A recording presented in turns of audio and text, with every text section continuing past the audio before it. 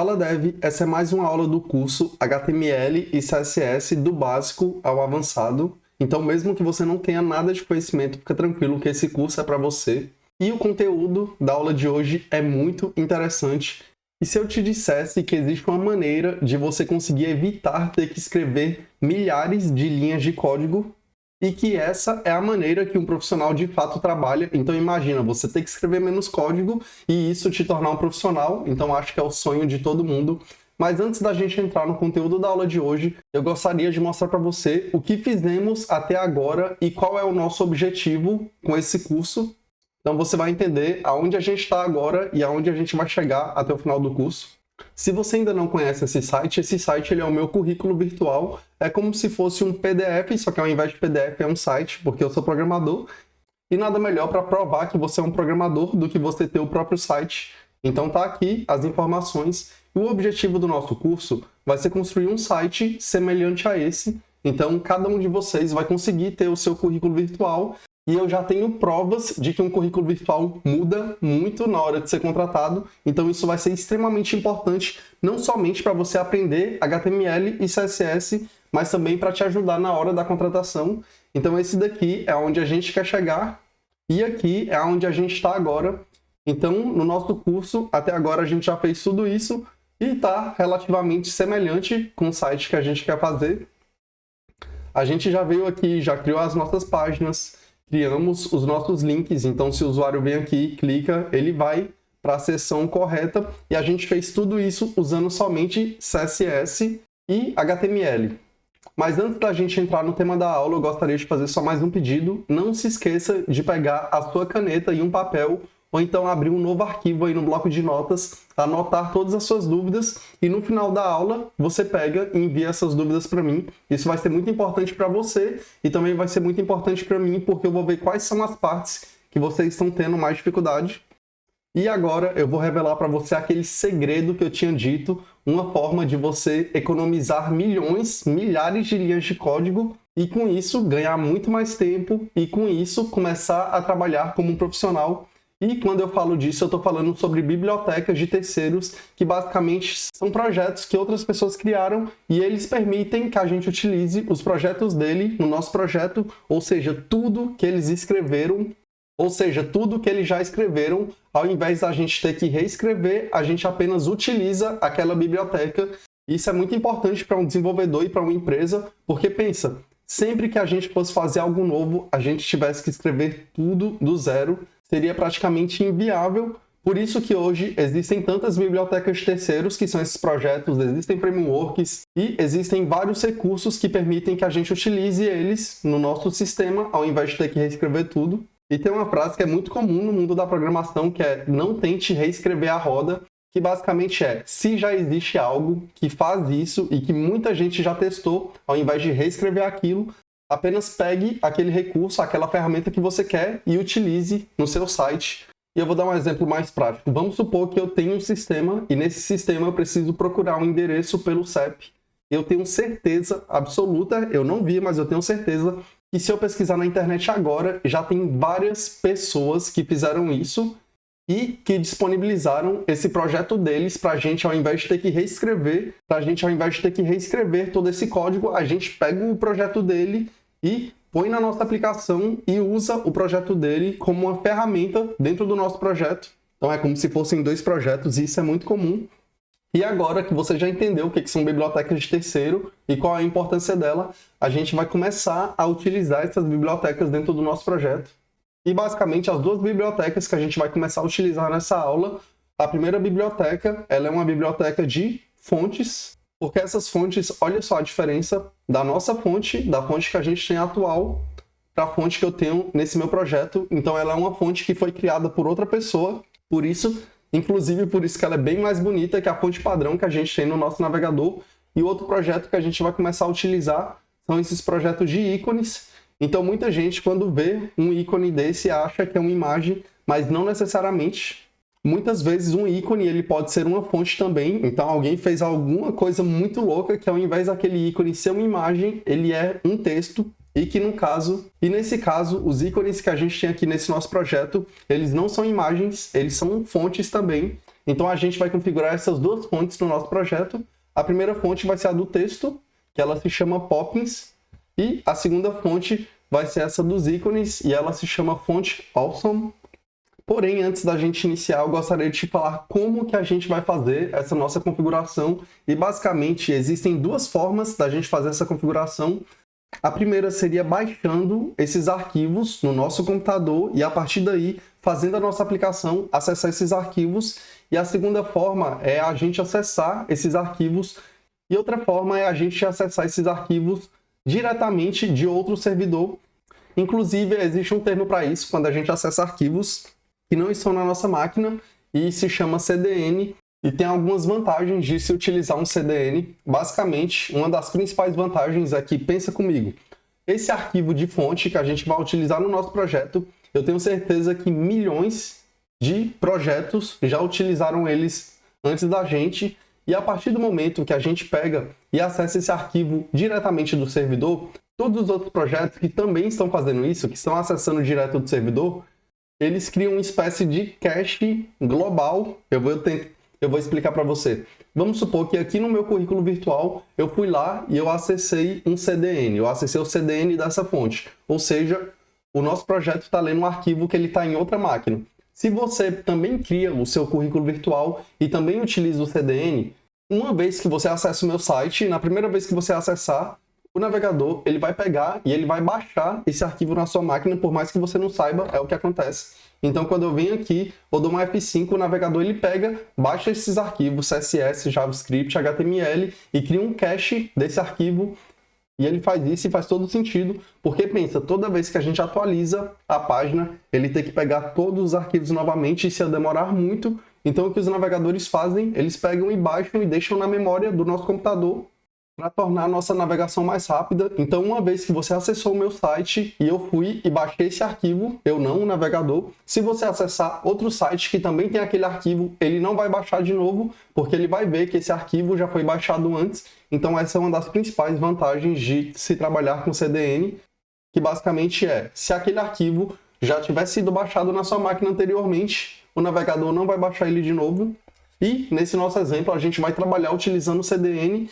Mas depois eu também vou mostrar para vocês um exemplo de, ao invés de baixar, vou mostrar um exemplo que ao invés de acessar um CDN, ou seja, acessar esse arquivo em outra máquina, a gente vai baixar ele para dentro do nosso projeto e a gente vai acessar de uma forma diferente. Mas na aula de hoje a gente vai ficar só com CDN. Agora a gente já pode vir para a mão na massa. Primeira coisa vai ser abrir o nosso Visual Studio Code. O meu aqui, ele já está aberto. E esse é o arquivo que a gente estava trabalhando na última aula. E como eu falei, nessa aula a gente vai trabalhar com duas bibliotecas diferentes. E a primeira coisa que a gente vai fazer é vir aqui no google.com. A primeira biblioteca que a gente vai configurar vai ser a biblioteca chamada Poppins, que ela é uma biblioteca de fonte. Fonte Poppins CDN. Então, vamos clicar nesse primeiro link aqui, que é um CDN do Google, o Google que fornece para a gente. Então tá aqui o nosso site de fontes, e ele dá para a gente várias opções dessa fonte. Tem ela mais fininha, tem ela mais larga, aí se você for descendo, aí você vê todas as opções que tem nesse site do Google para disponibilizar essa fonte Poppins. As versões que a gente vai escolher vai ser essa Lite 300. Então a gente clica aqui, ó, Select this style, que é selecionar esse estilo. Aí ele já apareceu um painel aqui, mas a gente vai continuar. Aí tem essa regular 400, a gente clica no mais. Medium 500, clica no mais. E semi-bold 600, clica no mais. E aqui ele deu pra gente como a gente vai fazer essa configuração dessa fonte no nosso projeto. E aqui ele tá falando: to embed a fonte, copy the code into the head of your HTML. Basicamente, para usar essa fonte, copie esse código e cole dentro da tag head do seu código HTML. E o que a gente vai fazer? Exatamente isso. Então, vou vir aqui, vou copiar esses dois carinhas, vou voltar no nosso projeto, vou vir aqui dentro do head, no final do nosso head, porém dentro dele, a gente vai colar aquele código. Então, tá aqui.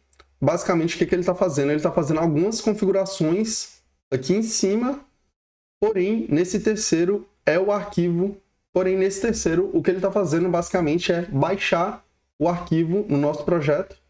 Então, se eu vim aqui, copiar esse link, voltar no navegador e colar esse link, olha só o que ele fez. Ele trouxe para a gente um arquivo CSS e você pode estar pensando, pô, mas esse arquivo é pequeno. Não, porque dentro desse arquivo, ele chama outro arquivo. Se eu vim aqui copiar, aí aqui é o arquivo da fonte em si, tanto que ele baixou. Aí se eu clico nessa fonte, o meu computador nem reconhece porque é um arquivo de fonte. Então basicamente é isso que ele vai fazer. Com essa tag link do HTML, a gente consegue importar arquivos CSS para dentro do nosso projeto. Então sempre que você quiser trabalhar com arquivo CSS, basta usar essa tag link e os atributos dela são bem simples. É uma tag link, ela tem um atributo chamado href. E nesse atributo href a gente coloca o endereço do nosso arquivo CSS e depois tem outro atributo chamado rel e a gente precisa passar o valor stylesheet para ele identificar que é um arquivo CSS. E agora que a gente já configurou a fonte, vamos ver se fez alguma diferença no nosso projeto. Então, aparentemente a fonte continua a mesma, nada mudou. Por quê? Uma vez que a gente volta aqui no site do Google, ele passa para a gente dois passos. O primeiro é importar o arquivo e o segundo passo é falar para o CSS que a gente vai querer utilizar aquela fonte. Então ele deu aqui uma regra para a gente, fonte family, Poppins ou sans serif. Essa Poppins é a fonte que a gente acabou de baixar e aqui ele está passando duas fontes por quê? Caso o navegador não consiga encontrar essa fonte Poppins, a gente fala para ele aplicar essa fonte sans serif que ela já tem em todo o computador. Então ela não é uma fonte que a gente precisa baixar. Então vou vir aqui copiar essa regra. Vou voltar no nosso body. Por que o body? Porque o body é como se fosse o pai de todas as tags. Então se a gente falar para o body que ele deve utilizar essa fonte, todas as tags que a gente colocar dentro dele, elas vão seguir a mesma regra. Por isso que a gente põe dentro do body. Então aqui, fonte family, Poppins, sans serif. Beleza, agora vamos voltar no nosso projeto. E olha só que beleza, agora a fonte ela já deu uma melhorada muito boa. Então, basicamente, vou mostrar para vocês a diferença. A fonte que a gente tem agora é essa daqui, e a fonte que a gente tinha antes era essa daqui. Então, a partir daí, você já consegue ver que, de fato, a fonte faz bastante diferença. Agora, como a gente já terminou de configurar a fonte, é claro que a gente vai trabalhar mais depois, porém ela já está configurada e já está funcionando. A gente vai configurar outra biblioteca, que vai ser o Font Awesome, para a gente começar a trabalhar com ícones dentro da nossa aplicação. Então, vou vir aqui, da mesma forma que, para achar esse CDN, a gente digitou fonte Poppins CDN. Para achar a Font Awesome, vai ser a mesma coisa, fonte Awesome CDN. Vou clicar aqui. Esse site aqui não é tão bonito quanto aquele do Google, mas para a gente vai funcionar. Ele está aqui disponibilizando para a gente o arquivo do CDN e da mesma forma que eu tinha conseguido e da mesma forma que a gente abriu aquele arquivo CSS do Google, se a gente vier aqui e colar o URL, a gente também consegue fazer a mesma coisa com Font Awesome. Então, uma vez que a gente copiou essa URL e você pode usar essa versão 6.1, 6.1.1, a gente vai importar ele dentro do nosso projeto. E lembra que eu falei para vocês que para importar um arquivo CSS a gente utiliza a tag link. Então vou vir aqui, link, href, aqui vem o endereço do nosso arquivo CSS. Aí o outro atributo que a gente tem, ele se chama rel, e a gente chama, e o valor dele vai ser style sheet. E aqui a gente fecha a nossa tag. E agora que a gente achou o nosso link do CDN, a gente tem que ver como é que configura o Font Awesome na nossa aplicação. Então, vou vir aqui, olha, eu cliquei no site deles, para ficar mais simples, é fontawesome.com. Aqui dentro do site deles tem várias coisas, tem documentação, tem planos, porque eles têm planos pagos também, só que a gente está usando de graça, eles têm um de graça, aí tem um Pro que é $99 por ano, e o Pro Max, que são $499 por ano, porém o que interessa para a gente é esse carinha aqui, ícones. Então, uma vez que a gente clica aqui em ícones, a gente já consegue pesquisar os ícones disponíveis e utilizar eles dentro da nossa aplicação. O primeiro ícone que a gente tem aqui dentro do meu site é esse ícone, que ele é basicamente um usuário. Então, se eu vier aqui no Font Awesome e digitar user, e eu acredito que tem que pesquisar em inglês, não tem em português, ele disponibiliza para a gente uma lista de ícones que ele tem relacionada a user. Então, quer dizer que agora a gente consegue utilizar qualquer um desses ícones dentro da nossa aplicação. A gente tem o user alien, o user astronauta, e quando a gente desce mais um pouco, tem esse user tie, que é exatamente o mesmo ícone que eu utilizei. Então, eu vou clicar em cima dele. E ele deu para a gente aqui uma instrução que é, caso a gente esteja trabalhando com HTML, para a gente conseguir utilizar esse ícone, a gente tem que copiar esse código. Então, vou copiar ele, cliquei e ele já copiou para a gente.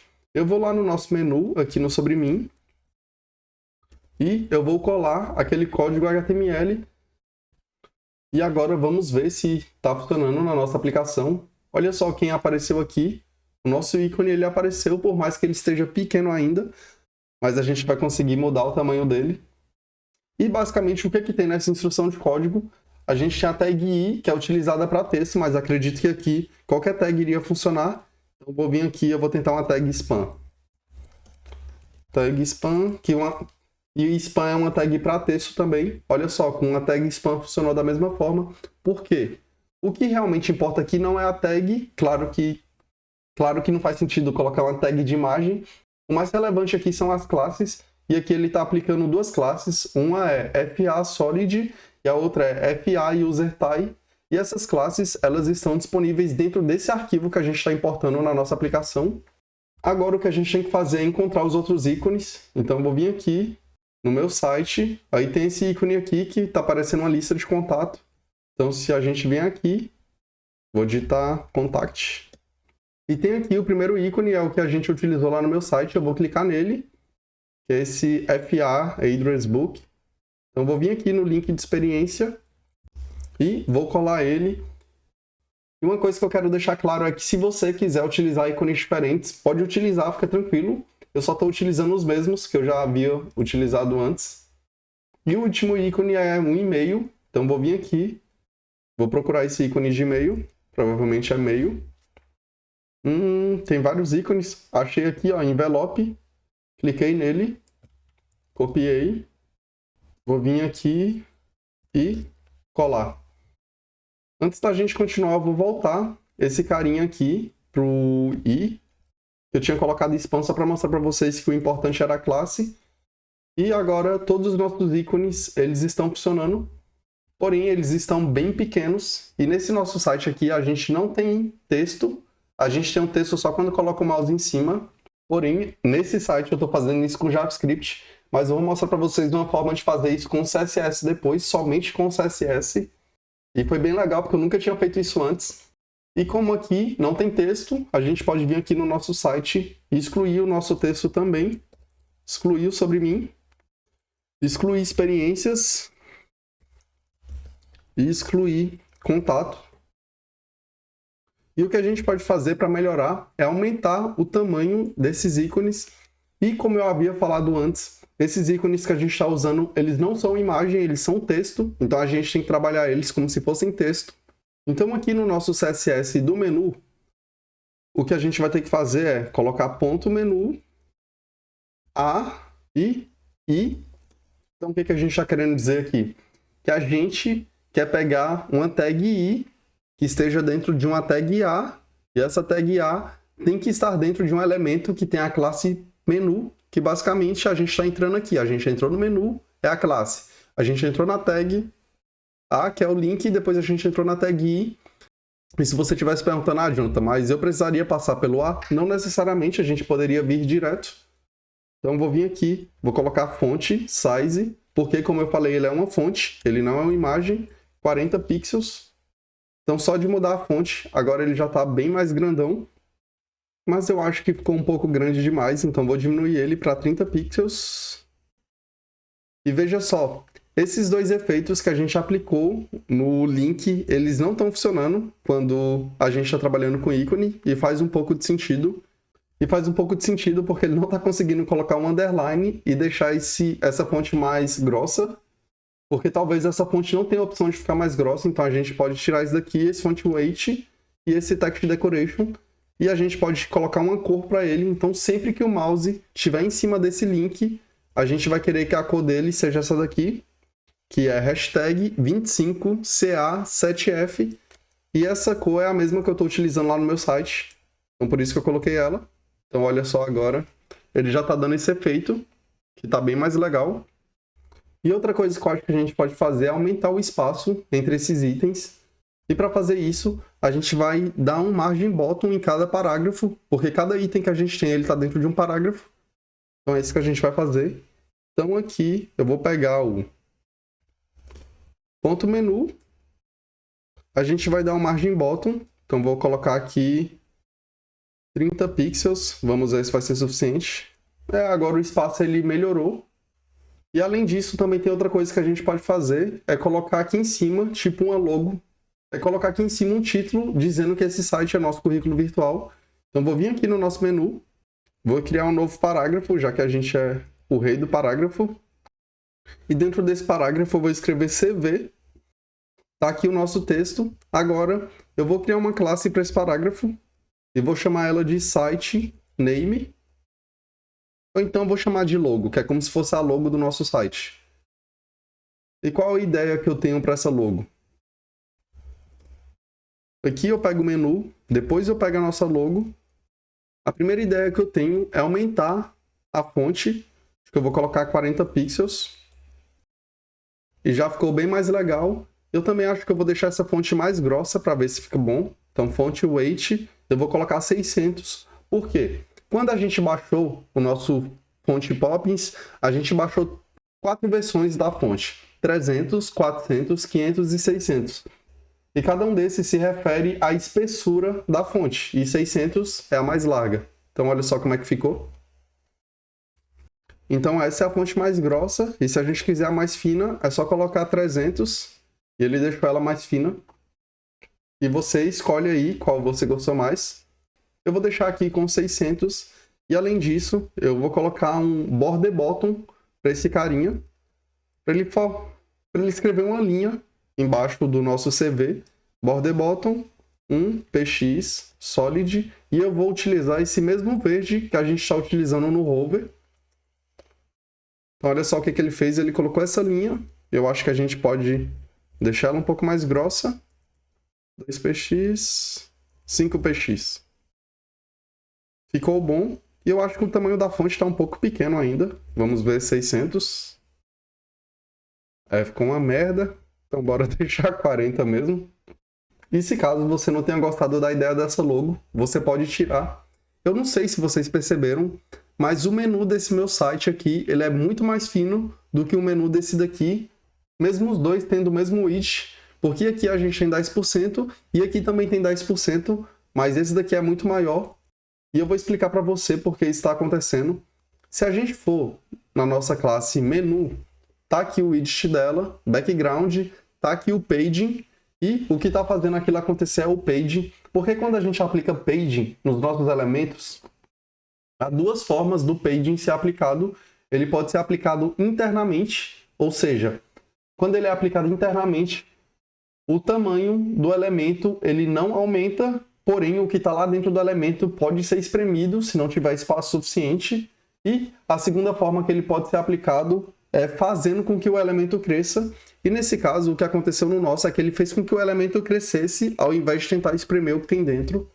E para a gente mudar isso, a gente utiliza um atributo chamado box sizing, e ele tem basicamente dois valores, que é o border box ou o content box. Se eu coloco o border box, olha só o que acontece. E ele não permite que o nosso elemento cresça, e ele coloca o espaço lá dentro. E caso tenha espaço ou não, para ele não importa, mas ele fala, olha, o tamanho da caixa é 10% e se vira para conseguir colocar esse espaço aí dentro. E o outro valor que a gente pode ter é o content box, e nesse sim ele permite que o tamanho do elemento cresça para ele aplicar esse page, e a gente vai deixar aqui o nosso border box. E agora o nosso menu está com exatamente o mesmo tamanho do menu do nosso site.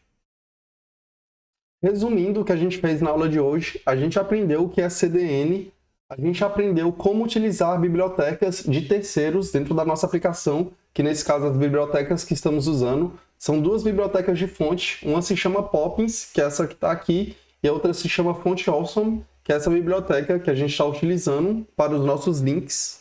E eu espero que você tenha curtido a aula de hoje, porque eu curti bastante. Eu tenho certeza que agora que você sabe que existem essas bibliotecas que vão economizar o seu tempo e deixar o seu código muito mais profissional, você não vai parar de utilizar elas. Não se esqueça de me enviar as dúvidas, como eu tinha te pedido. Teve alguma dúvida? Teve algo que não ficou claro para você? Manda para mim que eu vou te explicar. E se eu não souber, a gente vai procurar a resposta daquilo juntos.